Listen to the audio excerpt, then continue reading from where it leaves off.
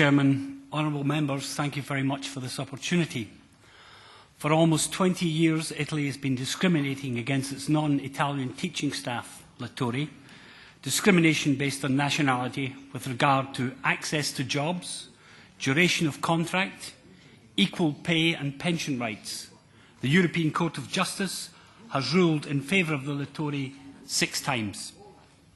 Now, we all know that prior to the outbreak of the Second World War, certain European governments introduced legislation which specifically targeted certain categories of people, removing their full civil rights, rendering them aliens, or shall we say, at least not full legal persons, who enjoyed the same rights as full citizens.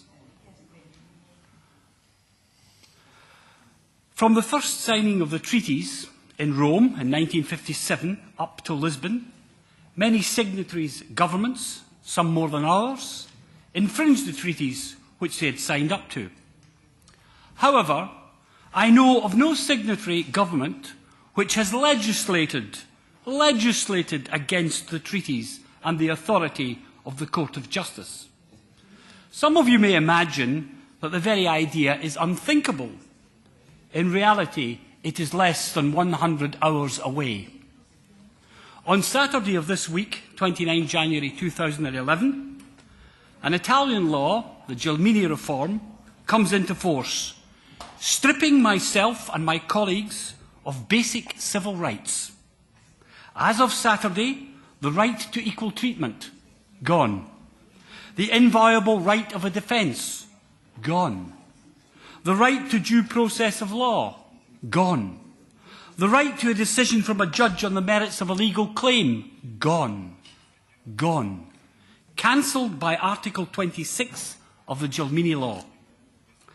The President of the Italian Republic, Giorgio Napolitano, although he signed the law, did flag up Article 26, saying to the government that it needs to be looked at again. I should say so. What the Romans would never have done, an Italian government has done. So how do we get to this point and why?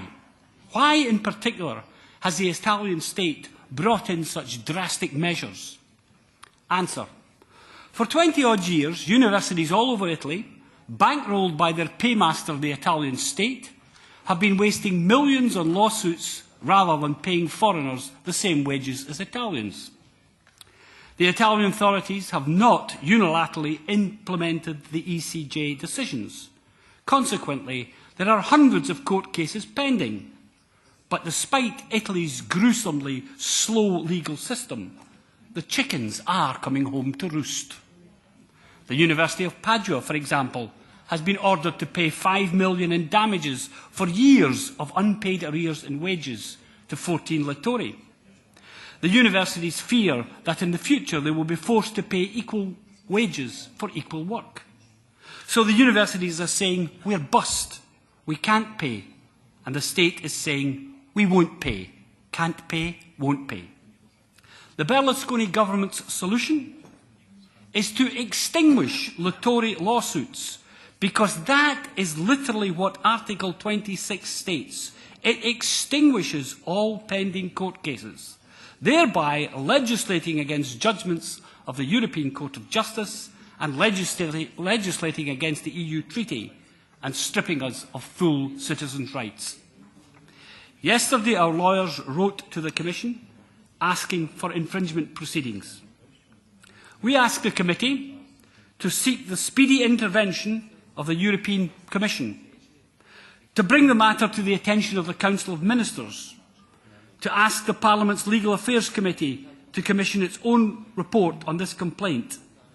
And given the seriousness of the complaint, we ask the Petitions Committee to make a public statement to the media. We request that this petition remains open until the fundamental legal rights of these non-Italian citizens are fully re-established in the Republic of Italy. Thank you. According to the judgment from 2006, despite the Commission's statement at the time that the legal framework was sufficient in order to guarantee the rights of the Litori foreign language professors in line with the provisions on foreign language teachers. Together with the petitioners, we too are very sensitive to the issues of foreign language teachers.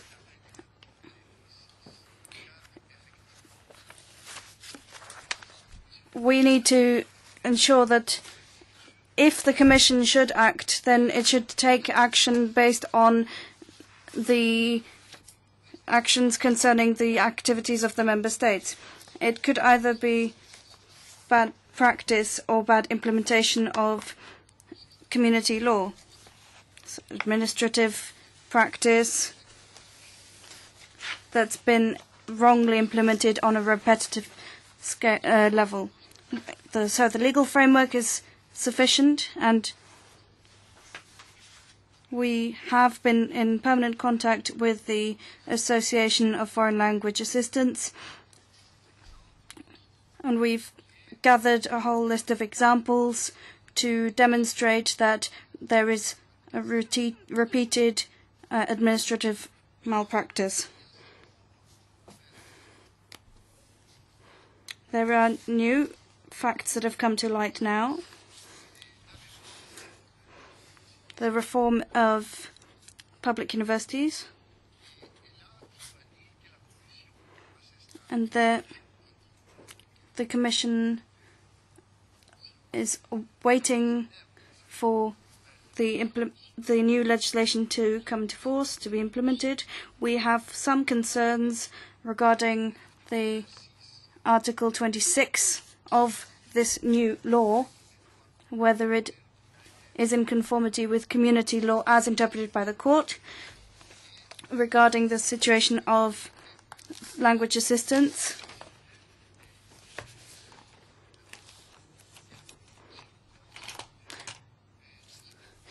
We can assure the petitioner that the Commission will take all necessary action if it is established that community law is being violated when it comes to the rights of workers. Thank you, Madam. Undoubtedly, this is an extreme case. It has taken far too long. The Commission, as well as our committee,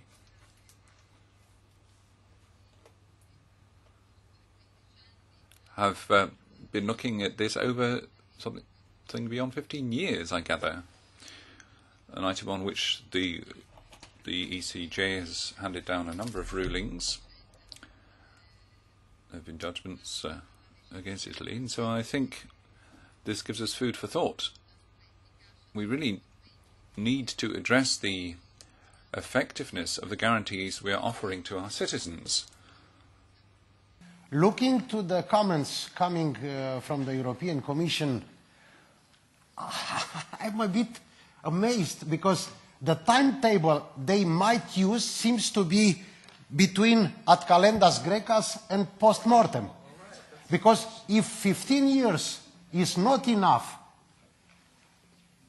how much time do you need, Mrs. and Mr. European Commission, to solve a problem you decided as being a clear breach of the European law?